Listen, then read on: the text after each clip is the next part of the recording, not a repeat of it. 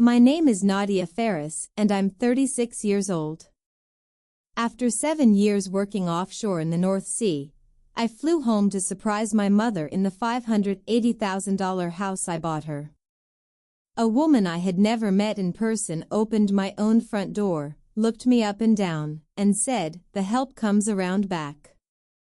The help was my mother, 64 years old, on her knees in a gingham apron, scrubbing a patio for another woman's wine and cheese mixer, in the house that has my name on the title.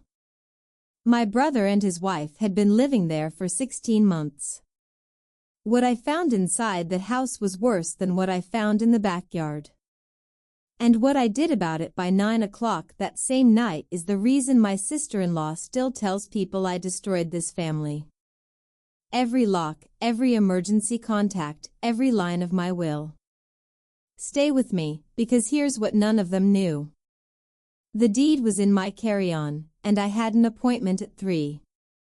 Welcome back to the channel, where quiet women finally stop being quiet, and family learns the hard way that patience has a limit. If stories about standing up for the people who raised you speak to you, drop a comment below and subscribe, so you never miss what happens when the calm one is the one holding the deed. To explain that doorstep, I have to go back 9 years, to a kitchen table covered in envelopes. My father, Walter Ferris, died of a stroke on a Thursday in March. He was a good man with a bad ticker and worse insurance. By the time the funeral was paid for, my mother, Pauline, was 61 years old, a school cafeteria cook for 30 years, sitting on $65,000 of his medical debt. I was 27, 3 years into my engineering career, working rotations on an inspection crew outside Casper, Wyoming. I picked up every extra assignment they'd give me, weekends, holidays, double pay on New Year's. It wasn't enough. The interest grew faster than my paychecks did. My brother Marcus was 31, building his own life, his own business, his own family plans, and I don't fault him for that. Somebody had to stay standing, but somebody also had to jump. When I was 29, a recruiter called about an instrumentation contract in Aberdeen, Scotland, nearly triple my Wyoming pay, tax advantages, housing included. I remember reading the offer twice and thinking, this is either abandonment or rescue, and I won't know which for years. My mother drove me to the Denver airport herself. She pressed a tin of her oatmeal raisin bars into my hands at security, like I was 10 and heading off to camp. "Don't stay away too long, honey," she said. I promised her 2 years. 2 years to kill the debt, then home. Engineers run toward the thing everyone else avoids. Turns out that works on debt too. So I ran toward it. I flew 5,000 miles from the only person who never once asked me for anything, so I could take care of her. 7 years. I told her it would be 2. Remember that math, because my brother certainly never did. People hear offshore work and picture something glamorous. Here's what it actually looked like. 14-day hitches on a platform where the North Sea wind tried to take the door off its hinges every single night. Christmas mornings spent checking pressure logs while my family opened presents over a laggy video call. My Uncle Ray's funeral watched on a phone propped against a break room microwave.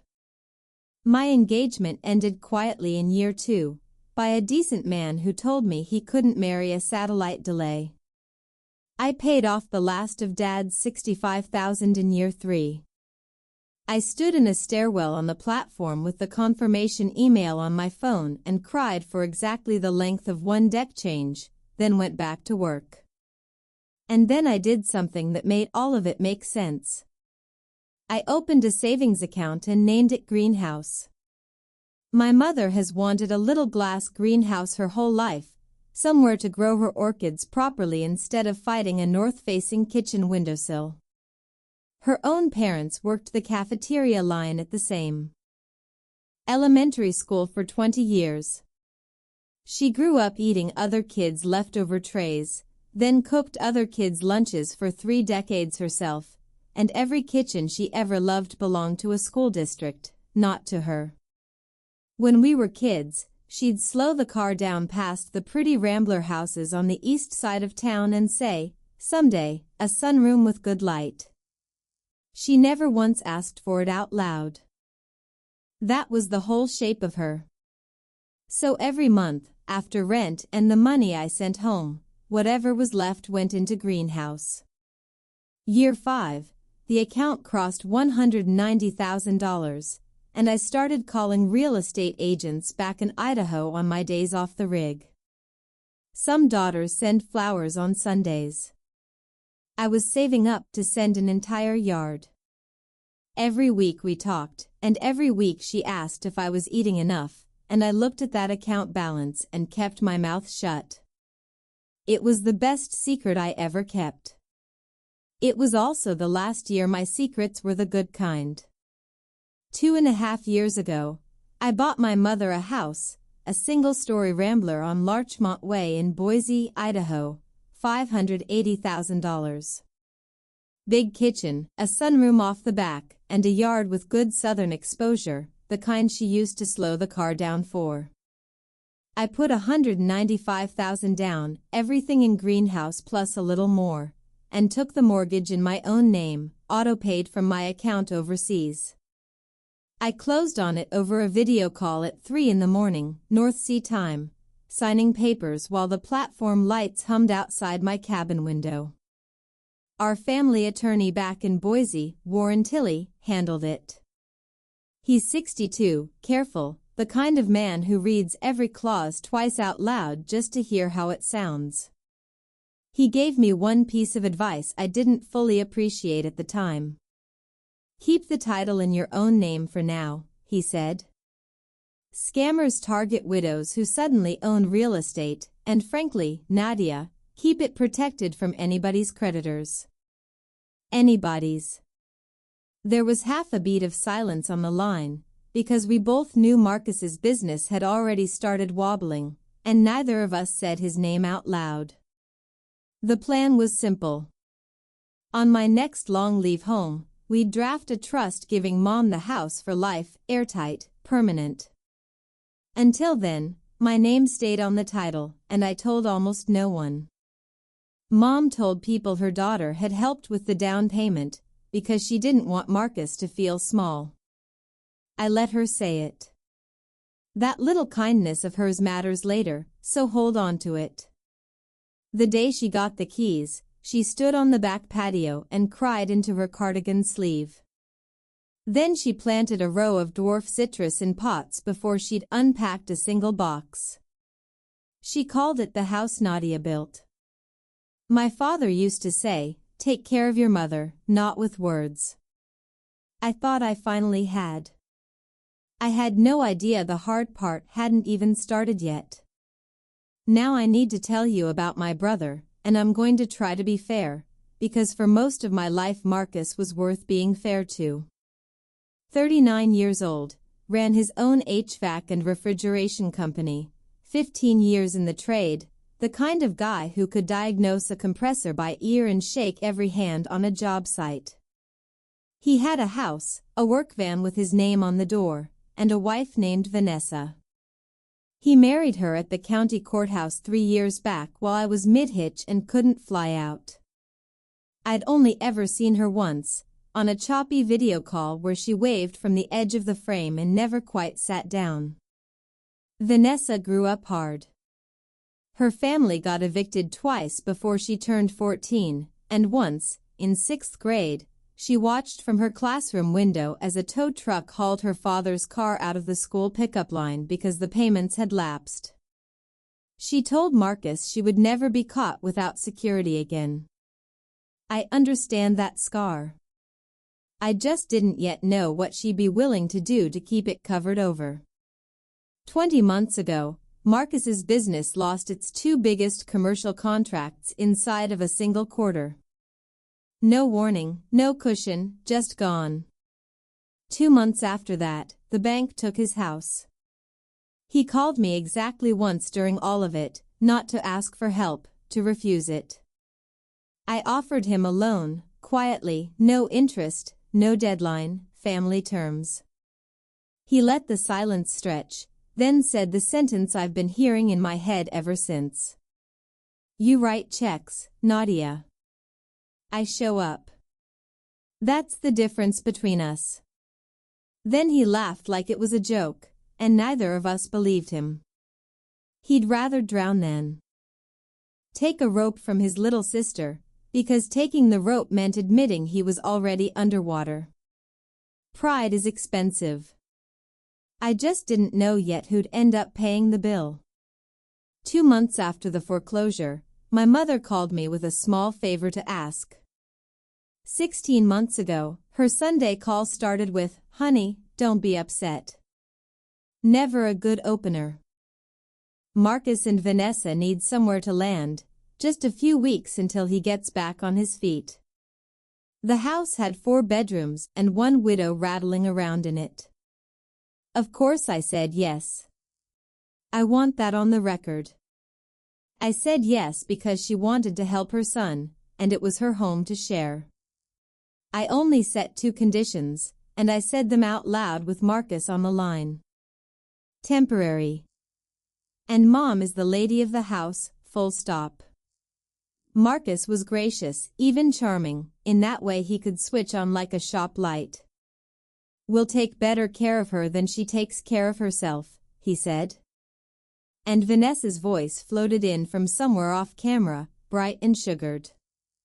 We're just so grateful. Truly. That was the second time I ever heard my sister-in-law's voice. Both times, off camera. 3 months in, Mom mentioned, light as a grocery list, that Vanessa's mother, Barb Coyle, had come for a weekend visit. Barb's landlord had raised her rent by 1/3, and she needed a breather. The weekend turned into a month. The month stopped being counted. I asked Mom if she was comfortable with a 4th adult in her house, and there was a pause I didn't love before she said, "It's fine, honey, the house is big." I've replayed that pause 100 times since. A 4-bedroom house. A widow who owned none of it on paper and believed she owned all of it. 3 guests who'd quietly stopped thinking of themselves as guests. Looking back, the visit I missed wasn't the expensive part. The expensive part was every small yes stacking up quietly like snow on a roofline. Nobody hears the beam start to bow. You only hear it when it finally gives.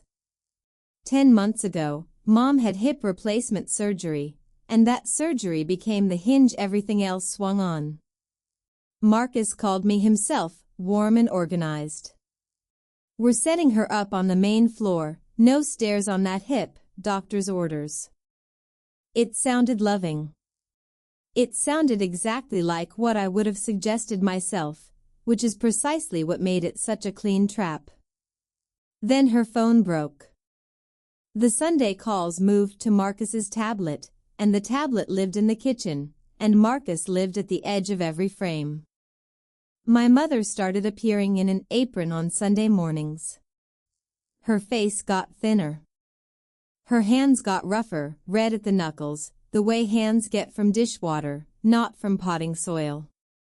When I asked why she looked tired, Marcus leaned in. Mom likes staying busy, you know how she is. Mom smiled at the camera like a hostage reading a statement.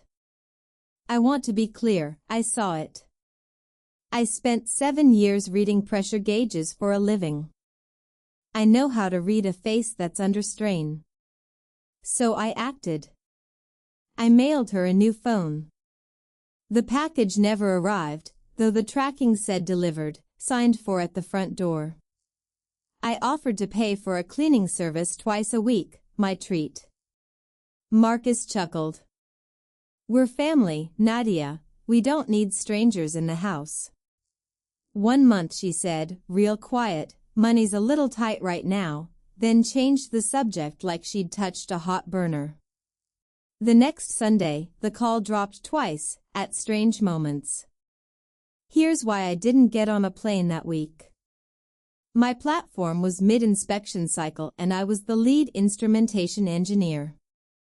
Walking off meant losing my work visa, breaking contract, and abandoning a full safety audit. I counted down my banked leave the way some people count down to a wedding. Meanwhile, on the other side of the ocean, somebody's money was going somewhere, and it wasn't hers.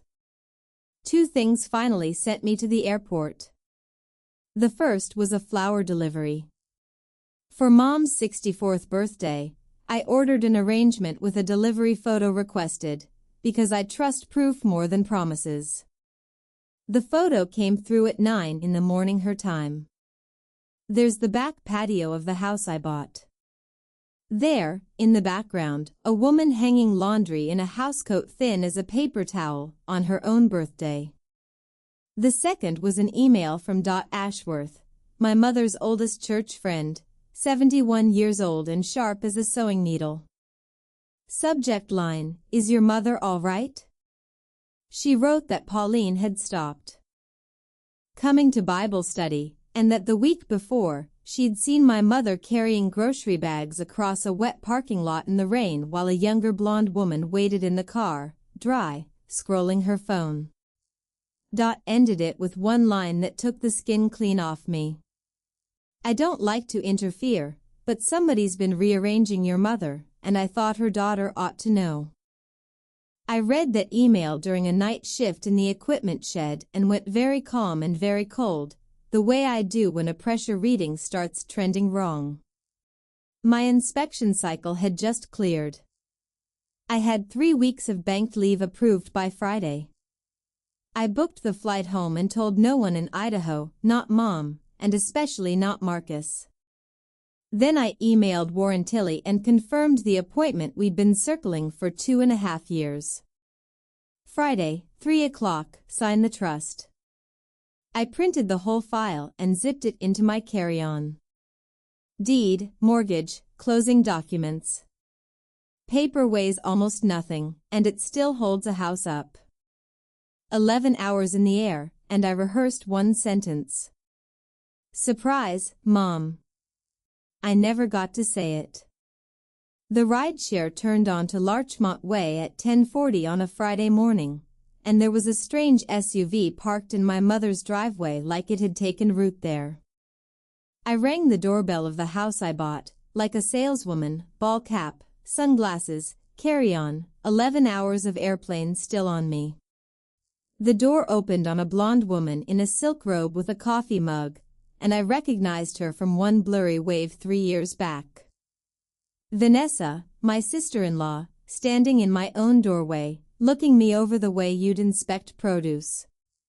What I didn't know yet was that she'd posted an ad that week for a part-time helper to prep before her wine and cheese mixer. So when she saw a tired woman in a ball cap on the porch, she didn't see family.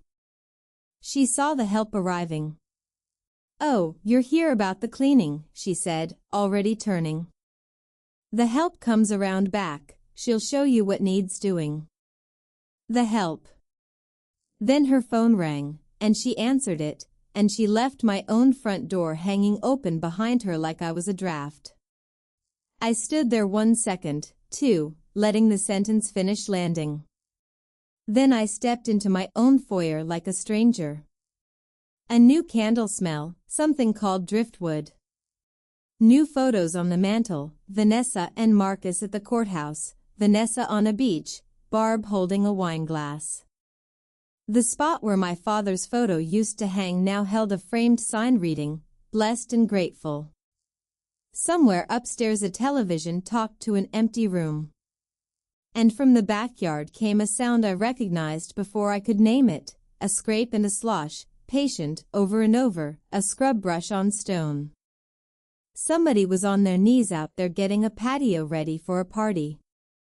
I walked toward the sound with my pulse climbing, and I already knew, the way you know bad news through a closed door, exactly who I was about to find.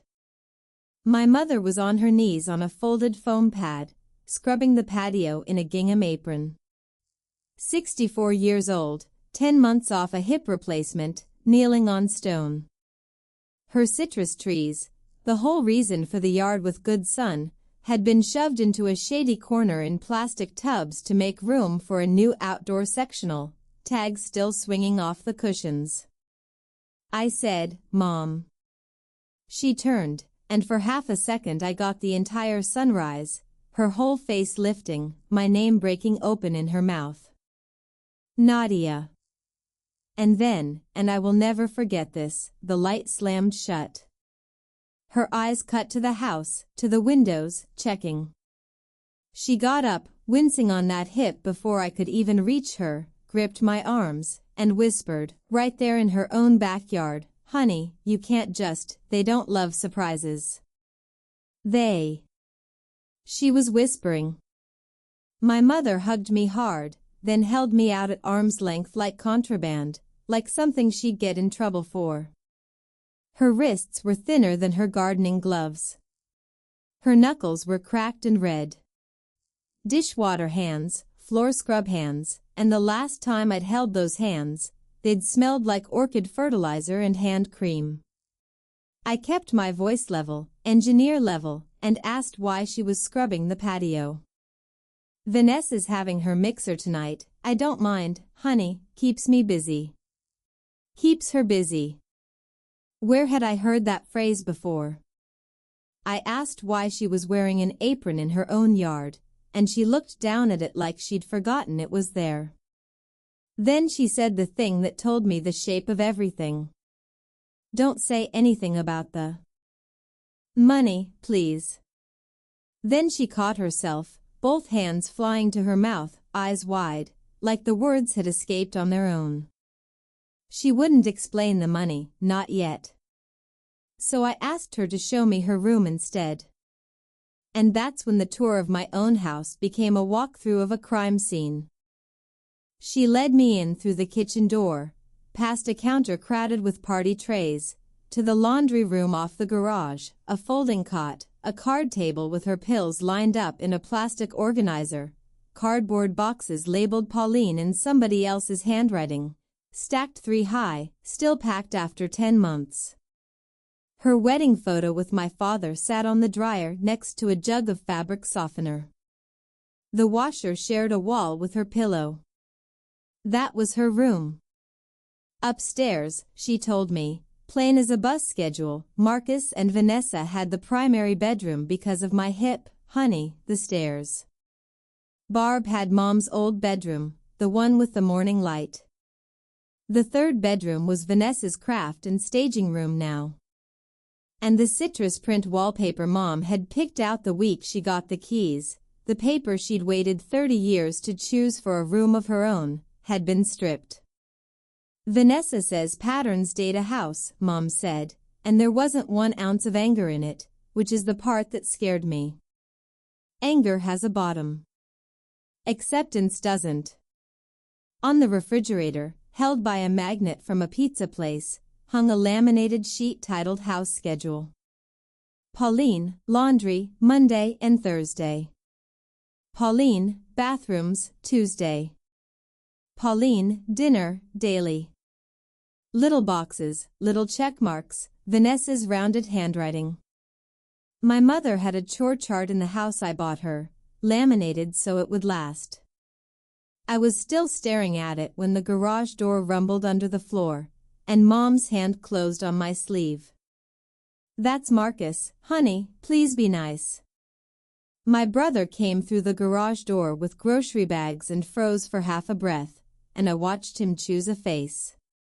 He chose delighted. The hero returns. Big arms, big hug, big laugh, the shop light charm switched fully on. "Why didn't you call, Nessa, look who's here." Vanessa appeared in the doorway and I watched her rewind the morning behind her eyes. The porch, the ball cap, the sentence. To her credit, she didn't flinch, she recalibrated. "You should have called, I'd have made up the guest room," she said, sugar all the way through. What guest room? The house was full. From the living room, a voice like a bell being rung at staff. Pauline, iced tea, extra lemon.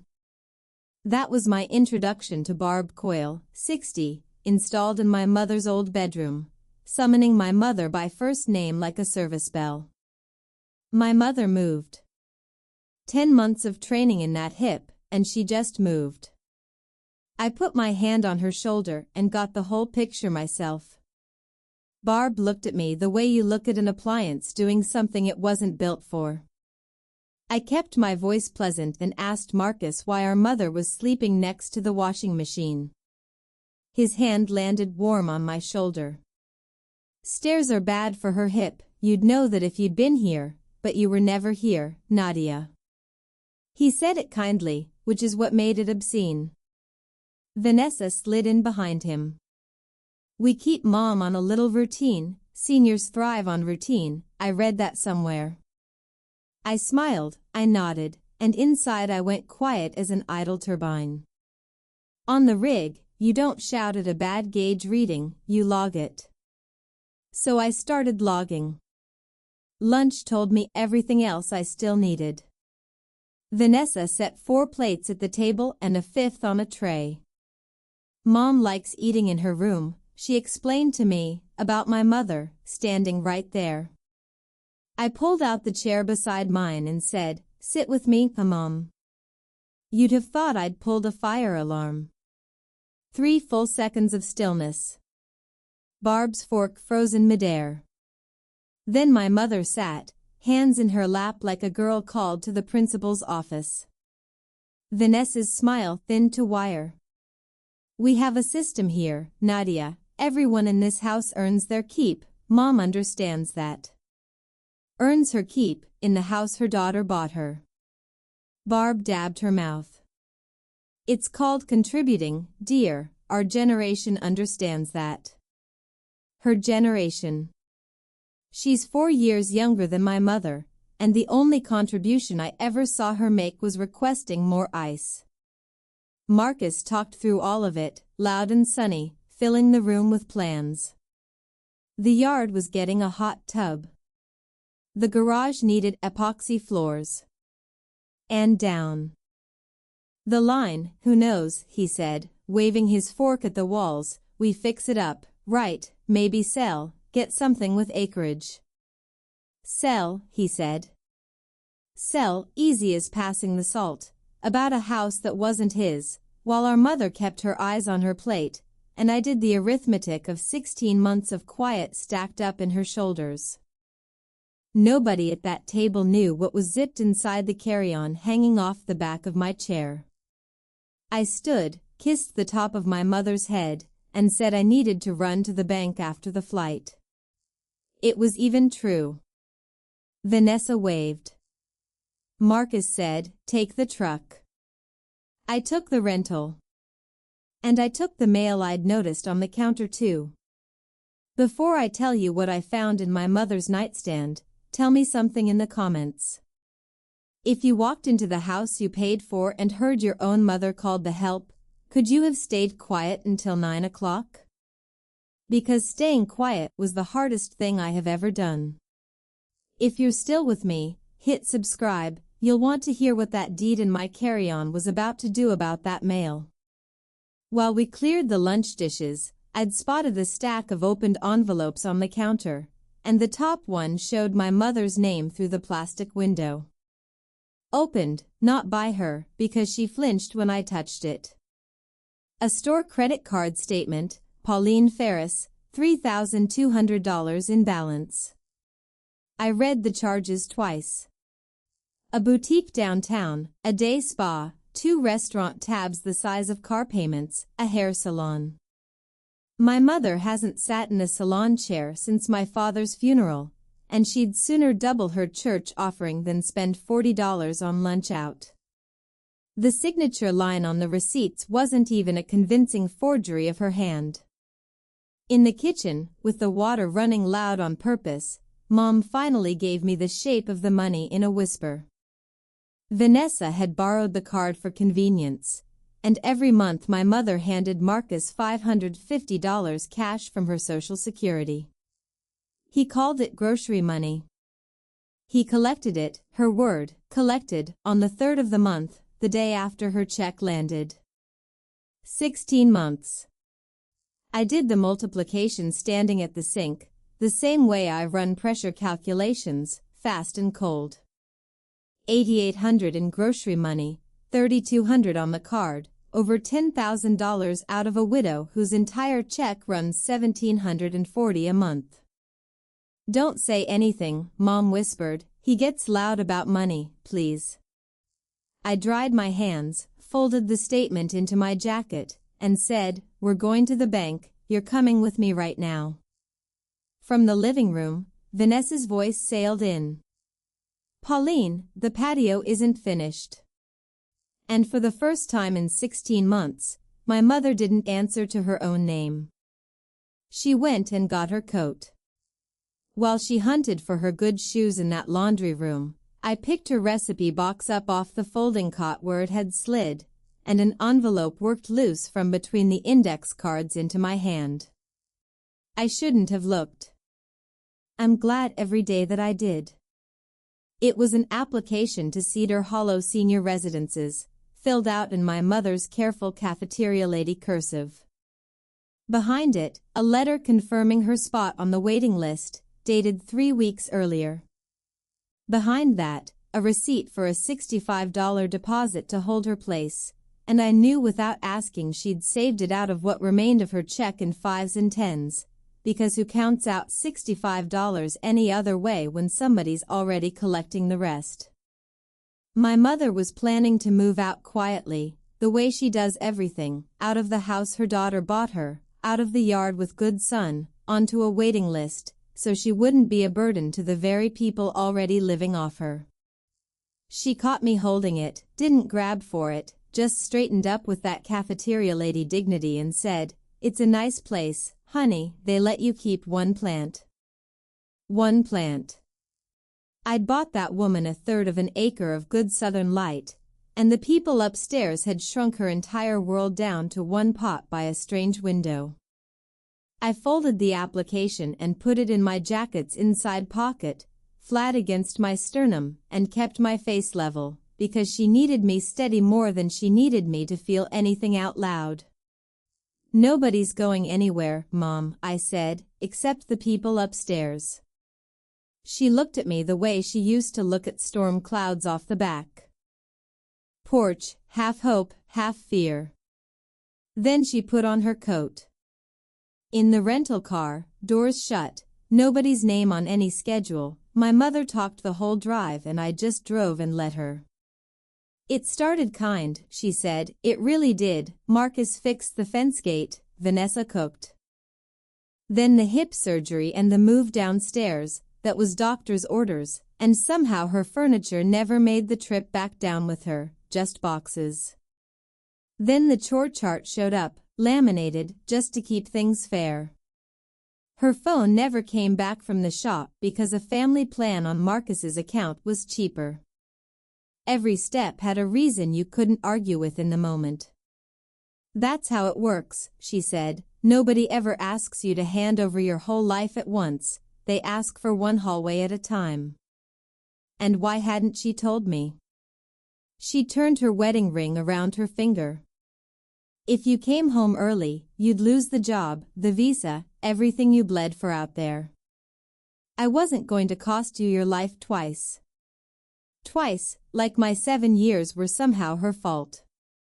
Then the sentence that rearranged my whole plan. "Anyway, honey, when I move to Cedar Hollow, the house passes to Marcus someday, maybe that settles him, it's really his only shot at one." She thought the house was hers to leave him. She thought it was already flowing toward her son. She was planning to erase herself to fund his second act, and she called it tidy. My hands stayed absolutely steady on the wheel, 10 and 2. "Mom," I said, "the house was never yours to leave him. It's mine, my name alone on the title, and by tonight it'll be yours in a way nobody can ever touch." She turned in her seat, and for the first time all day, my mother looked like my mother. First Cascade Savings, 10 minutes from the house. I asked the teller for 16 months of statements on my mother's account, printed and stamped, and while the printer worked, an older teller with reading glasses on a chain leaned in and lowered her voice. "We flagged some activity on this account once, ma'am. The gentleman said it was rent, the gentleman on the account, because 10 months ago, right after surgery, Mom had added Marcus as an authorized user to help with bills while she was on a walker. She'd tried to undo it back in the spring," she told me, standing right at that counter, but removing him required both parties present, and Marcus had stayed busy for 3 straight months of Saturdays. Busy. The statements came off the printer warm, and there it was in black and white, the ugliest rhythm I've ever read. Social Security lands on the 2nd, $550 cash out on the 3rd, 16 times like a metronome, plus the odd 100 here, 60 there, gas stations, a sporting goods store. My mother paid for the privilege of scrubbing her own patio. We fixed what could be fixed right there.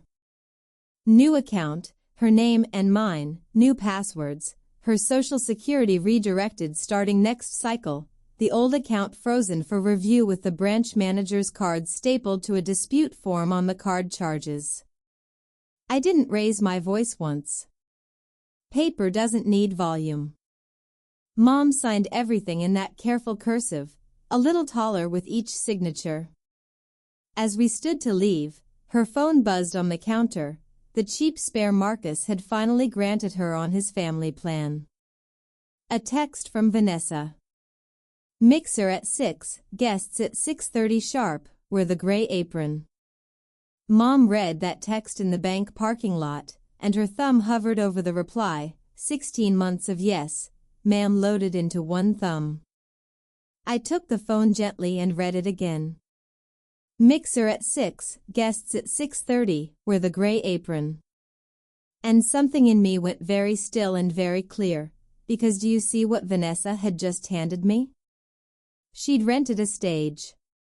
She'd invited an audience, 6 neighborhood women into my house tonight to watch her play Lady of the Manor with my mother as the staff. Every witness I could ever want, hand-delivered with place cards.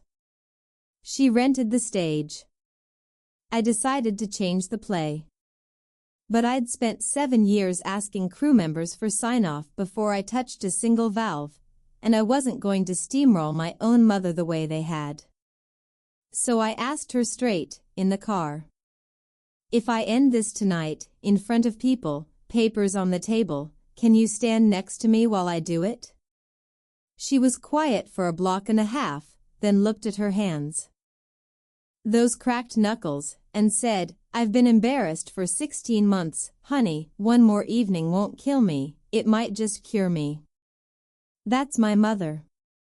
30 years of scooping mashed potatoes onto cafeteria trays, and she can still cut you clean with one sentence. I checked the dashboard clock. 2:41, lawyer at 3, locksmith on standby for 7:30, booked from the bank lobby like a routine errand. Guests at 6:30. I had one afternoon to take my house back, and for the first time since that doorbell rang, I felt like I was on shift, calm, gloved, on schedule. Warren Tilley's office smells like toner and peppermint, and it's my favorite smell in Idaho. 3 o'clock, the appointment I'd booked from the other side of an ocean, back when this trip was still supposed to be a happy surprise. The deed came out of my carry-on a little creased from 11 hours of flying, and Warren flattened it with one palm like he was calming a nervous animal. Then we went to work, and by 4 o'clock, for signatures at a time, we'd rebuilt the ground under my mother's feet. First, the trust, 2.5 years in the drafting, the house folded into it, with Pauline Ferris holding the right to live there for the rest of her life, untouchable, not by creditors, not by charm, not by anybody's second marriage. Not even by me, I said, and made Warren write it exactly that way. Second, my will, the old one written at 29 with airport sentimentality, split everything between Mom and Marcus, half to the brother who'd show up if anything happened to me overseas. Every line, Warren, I said, rewrite every line. The new one, everything to Mom, and after her, an engineering scholarship in Walter and Pauline Ferris's names. Marcus's name doesn't appear. It isn't rage, it's accuracy. Third, 3 letters on letterhead revoking permission to occupy the property, effective that night, 1 each, Marcus Ferris, Vanessa Ferris, Barb Coyle. Fourth, a repayment agreement, $10,040, $200 a month, drafted and waiting on a signature. Warren reviewed the plan for that evening, the 2 options I'd offer them, and allowed himself exactly one lawyer's smile. People who leave by choice can't play the victim afterward, he said. Then he asked what had actually gotten me on the plane, and I told him about the doorstep and the sentence. He took his glasses off. She called you the help, in your own house. Technically, I said, she was half right. Tonight I'm going to be extremely helpful. Here's what I want you to hold onto while I set the table for that party. The deed, the trust, the stamped bank statements. None of it was luck. It was 7 years of receipts. If someone in your family is quietly living off a parent right now, this next part is for you. Comment the word deed if you're staying with me till 9, and subscribe, because the doorbell's about to ring. For 15, from the car outside Warren's office, with Mom sipping the first coffee anyone had bought her in over a year, I worked down a list like a pre-flight check. Her clinic first, the emergency contact on file, Marcus Ferris, son, changed to Nadia Ferris, daughter, with my number read back twice. Then the hospital system, then the new bank alerts, all routed to us. And then the clinic receptionist said something that put frost down my spine even through the phone. Would you also like to update the healthcare power of attorney form from last fall? Last fall, 10 months ago, somebody had updated my mother's medical decision paperwork right after her hip surgery. Mom frowned into her coffee, chasing the memory. Marcus brought papers to the recovery room, insurance things. I was still foggy. She'd signed a power of attorney on painkillers in a hospital bed because her son put a pen in her hand. The clinic flagged it, voided it at our request, noted the file, and my mother executed a fresh one, back upstairs in Warren's office before we left downtown, with a notary present and, more importantly, her eyes open. In the car she went quiet, then defended him, because that's the tax mothers pay forever. He wasn't always like this, Nadia. He used to carry my grocery bags when he was 9. I know, Mom. And Mom, I said, I'm not punishing the boy who carried the groceries, I'm stopping the man who took your bedroom. She looked out the window a while, then nodded once, like a stitch pulled tight. Doc called as we turned on to Larchmont Way, thrilled to be invited to Vanessa's mixer and fully briefed by nobody. I asked her only this. Sit near Pauline tonight. Honey, Dot said, I've been praying somebody would come.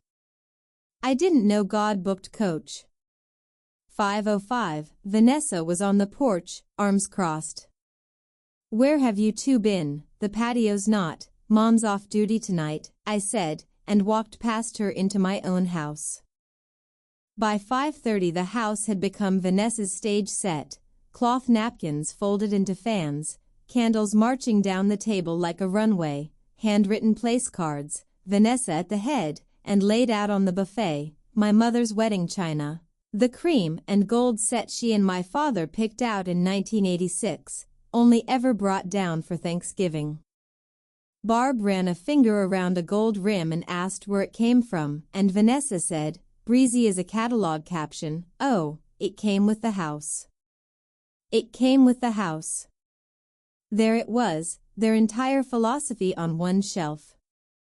As far as Vanessa was concerned, my mother came with the house too, fixtures and fittings, an appliance that did bathrooms on Tuesdays. Barb started in on Pauline for ice. I stepped into the doorway between them. "I've got the ice, Barb." She blinked at me like the dishwasher had spoken up. Then Vanessa came at us with the gray apron over her arm, holding it out to my mother right in front of me, eyes never leaving mine. It was a dare. "Guests are coming," she said sweetly, "we all play our part." I watched my mother's hands start to rise, 16 months of muscle memory, and I reached out and took the apron first. "I'll take Mom's part tonight," I said, and tied it on. Vanessa's face flickered, confusion, then triumph, and she trotted off to light candles, satisfied the help problem had solved itself, never once asking why a woman would fly 11 hours to volunteer for kitchen duty. Here's why. The one pouring the tea hears every table. The help is invisible, and invisible is the best seat in the house. My mother caught my eye across the kitchen island, worried, and I gave her the smallest nod. 6:28, headlights swept the front window. 6:30 sharp, the doorbell rang, and Dot Ashworth came in with a lemon bundt cake in a wink so fast nobody else could have caught it. 6 guests, all women, 2 from Mom's Bible study, 3 from the cul-de-sac, and Dot. Vanessa gave the tour with a realtor's sweep of the arm. We got in at the right time, 5:80, and honestly Marcus has such plans for the yard. We're doing a hot tub right where those old citrus trees are.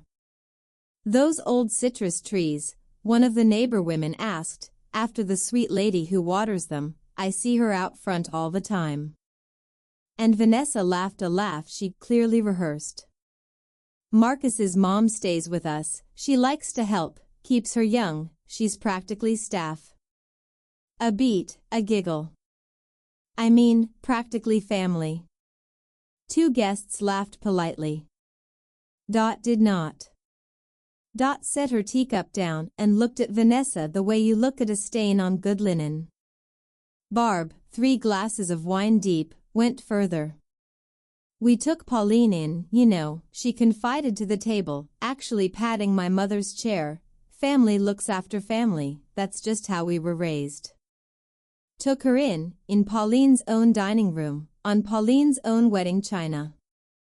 I poured iced tea down the line and said nothing, counting like I count valve cycles, steady, clinical. 7 years overseas taught me you can carry a full tray with shaking hands if you breathe through your teeth. Marcus, though, kept glancing at me.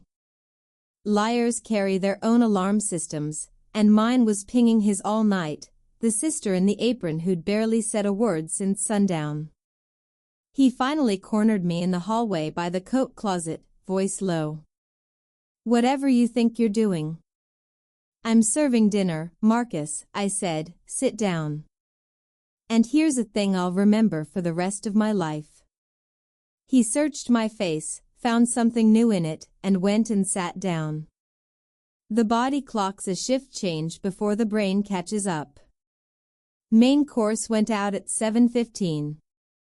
The locksmith texted at 7:30, "Here, parked 2 houses down, on schedule." With the plates cleared and the wine open, Marcus stood and rang his glass with a knife, and I knew exactly what was coming, because humiliating me had always been the warm-up act to his best moods. "To family," he announced, sweeping the table with his eyes, "you know, real family shows up. Some people chase a paycheck on the other side of an ocean and wire a card at Christmas."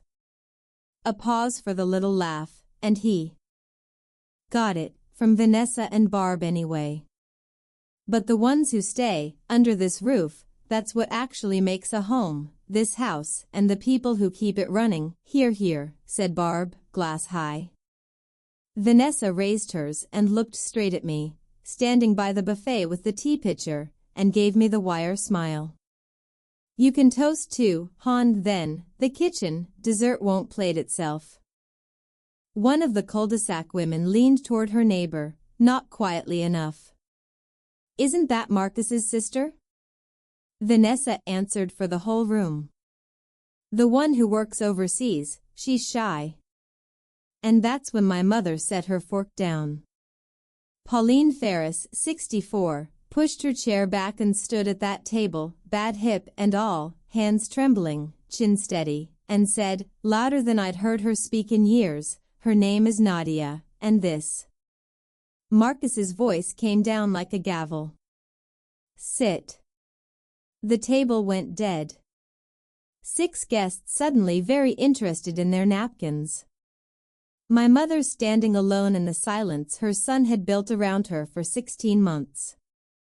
And that right there was the last brick. I untied the gray apron, folded it once, and laid it over the back of a chair, done with the costume. Actually, Marcus, I said, I'd love to toast. I lifted my carry-on from the hook by the pantry, took out a pale blue folder, and set it on the tablecloth beside the bundt cake. But first, one question. The room did that thing rooms do when the temperature changes, everybody still, nobody breathing loudly. I kept my voice at handoff report level, flat and clear. Since we're toasting this roof, Marcus, tell the table whose name is on this house. He snorted, but his eyes went to the folder. It's Mom's house, family house, what is this? Vanessa. Whose name? Vanessa's chin came up. What kind of question is that? Barb pressed a hand to her chest, wine-flushed, delighted to be called on. Pauline's, obviously, and one day, when the Lord calls her home, it'll, and she stopped herself one breath too late, one greedy breath, and every woman at that table heard exactly where the sentence had been heading. Dot set her teacup down in its saucer with a click that sounded like a gavel in the quiet. I opened the folder, took out the top page, and slid it across the tablecloth, past the candles, until it stopped in front of my brother. Warranty deed, I said, Ada County. Read the grantee line out loud, Marcus. You always told me I just write checks, well, this is the biggest one. He picked it up. He was smiling when he started reading, the last smile of a man still certain the world owed him a break. I watched that smile die of natural causes halfway down the page. His lips moved without sound. The color drained out of my brother in one smooth wash, top to bottom, the way it drains from a patient about 30 seconds before the monitors start telling you what you already know. Vanessa said, Marcus. He didn't answer. Barb said, Marcus, what does it say? He didn't answer. The paper made a small dry sound in his hands, and everyone at the table heard that too. My mother stood beside her chair, hands folded, watching her son learn to read. Nadia Marie Ferris, Marcus read, and somebody's spoon slipped and rang against china like a tiny bell. I didn't raise my voice, if anything I lowered it. The way you talk in rooms where something serious is finally getting handled. Paper 1, I said, the deed. I bought this house 2.5 years ago, $195,000 down, mortgage in my name, auto paid from the North Sea, never a day late. You've been living in your little sister's house since the day you carried your boxes in. Vanessa's mouth opened and I kept going, unhurried. Paper 2, as of 4 o'clock this afternoon, this house sits in a trust. My mother holds the legal right to live here for the rest of her life. It cannot be sold out from under her, borrowed against, or inherited around, not by anyone at this table. There is no version of the future where this house becomes yours, Marcus. There never was.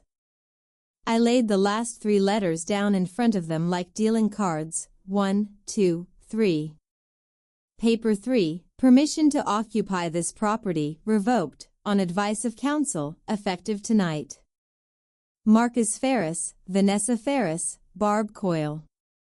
Vanessa came out of her chair so fast it barked against the floor. This is our home. I looked at her and felt the whole day settle into my spine. 11 hours of flying, 16 months of lies. No, I said, quieter than she'd been by half. It's the house my mother has a life right inside, walls I own. You've been guests here, guests who made the owner scrub your patio on her knees for tonight's party. Dot rose from her seat, deliberate as church, walked around the table, and stood beside my mother. Then the Bible study women stood too. Then the dam went, all three of them at once. Vanessa went shrill, ingratitude, everything we've done for your mother, how I'd abandoned this family and she'd held it together. Barb found her pulpit voice, in my day, family didn't do this to family, in my day. I set the laminated chore chart on the tablecloth beside the deed. Pauline, bathrooms, Tuesday, in her daughter-in-law's rounded hand, check boxes and all. In your day, Barb, did dinner guests assign the homeowner bathroom duty? One of the cul-de-sac women made a sound into her napkin that wasn't quite a cough. Vanessa, I'll give her this, never runs out of ammunition, only aim, wheeled on me with a finger raised. You think you can waltz in from your fancy overseas job and, this morning, I said, and something in my tone made even her stop, you opened my front door and told me the help comes around back. The help, Vanessa, that was our mother. The whole table heard it land. Both churchwomen were already moving, flanking my mother like an honor guard, one arm going around her waist. And Marcus came up out of his chair roaring, the last animal in the flood. You were never here. And slammed his palm flat on the table hard enough to jump the candles, wine trembling in 6 glasses, everyone flinching except me. I waited for the wine to go still. I'm here now, I said. That's all I gave him. He stood there, hand flat on a table he didn't own in a house he didn't own, breathing hard, and Vanessa grabbed his arm and hissed, do something, and my brother looked around the room and discovered there was no audience left to perform for. I took out the last set of papers, the bank statements with the branch stamp still shiny, and set them beside the chore chart. Social Security lands on the 2nd, I said, $550 in cash leaves on the 3rd, 16 months running, plus $3,200 charged to her store card in a signature that isn't hers. $10,040 out of a 64-year-old widow whose entire check runs $1,740 a month. Idaho has a name for that, and a statute to go with it. So here's your one choice, not two. Option A, you're out of this house by 9 tonight, you sign this repayment agreement, $200 a month, and you collect the rest of your things by appointment. Option B, Monday morning I meet with the Boise Police Department and these statements, an eviction filing, a civil suit, and 6 witnesses who heard every word said in this dining room tonight. I turned to Vanessa and made myself say the next part gently, because it was true. You know what eviction feels like, Vanessa. You told Marcus about the tow truck when you were 12. I'm offering you the thing that landlord never offered your family, a way out with your dignity still intact. Take it. Her face did something complicated and furious, and she looked away first. Then my brother folded into his chair and put his hands over his face, and for a moment he was just Marcus, and his voice cracked. I lost the business, Nadia, then the house. I couldn't be the man who lost everything twice. Running this place was the only thing that still looked like winning. My mother's hand lifted toward him, mother to the bone, and he slapped it away without even looking, jabbing a finger at his wife. This is her fault, the apron, the schedule, all of it, her idea. Vanessa spun on him. My idea? Who told me his own mother liked being useful? And there they were, the ones who stay, feeding on each other in front of the neighbors while my mother lowered her unheld hand.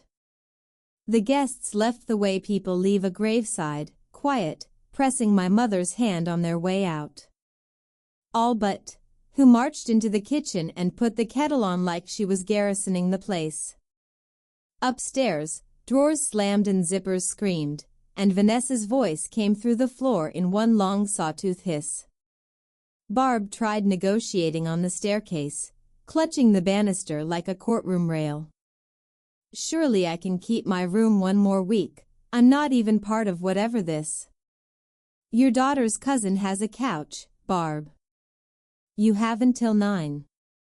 Marcus signed the repayment agreement at the kitchen table, my father's old oak table, hunched over it while Dot's kettle ticked.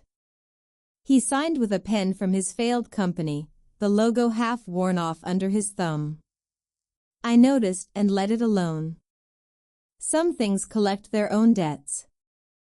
At 7:30 on the dot, the locksmith had arrived, quiet man, drill like a dentist's, and now he moved door to door while suitcase wheels growled down the driveway behind him. I stood in the hall listening to the two sounds braided together, new locks going in, old tenants going out. If satisfaction has a soundtrack, that's it.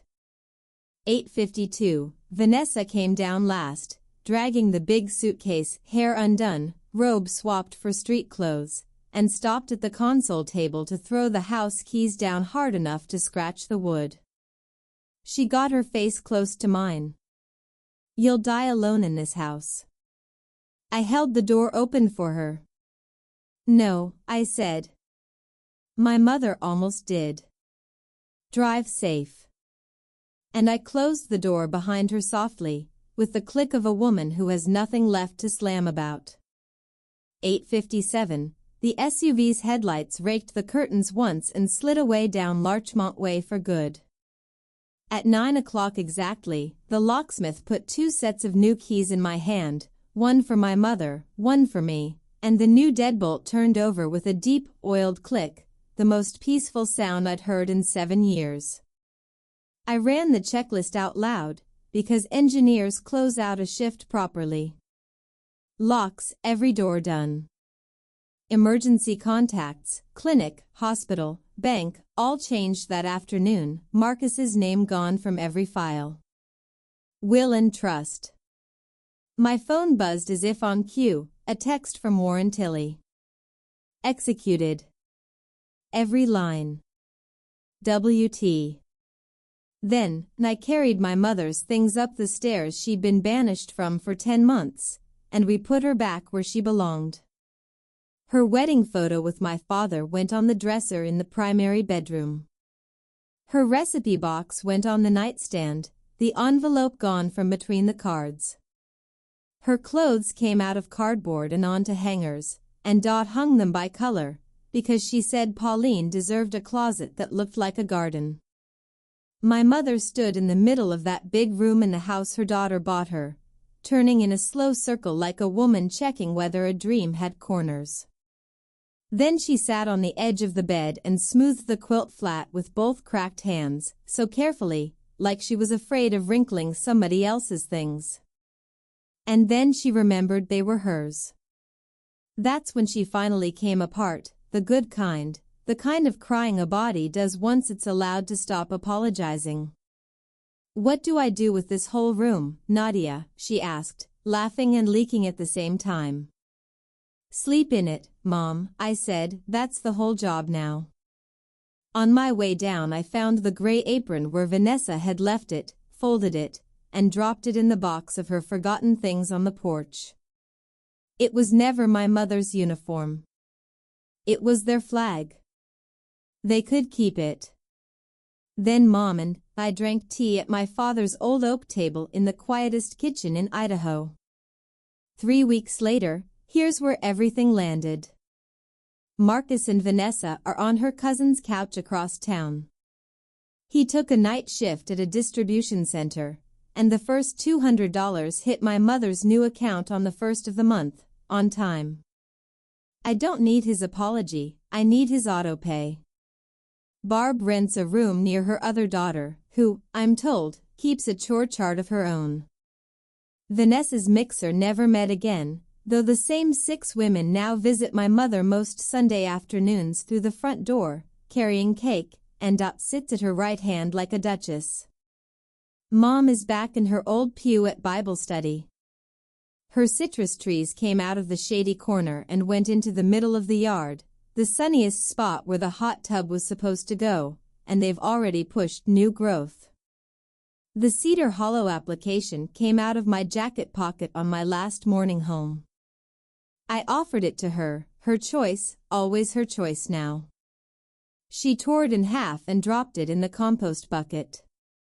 Compost, she said, it should at least feed something. I signed a new rotation contract before I flew back out, 10 weeks on, 6 weeks home, and my 6 weeks belonged to a bedroom upstairs with citrus print wallpaper going back on the walls, because patterns date a house, and so do widows, and I intend for both to date it for a very long time. Marcus texted me once near the end of my leave. Can we talk? I looked at it a while, standing in the yard with the hose in my hand. He's my brother. He carried her groceries when he was 9.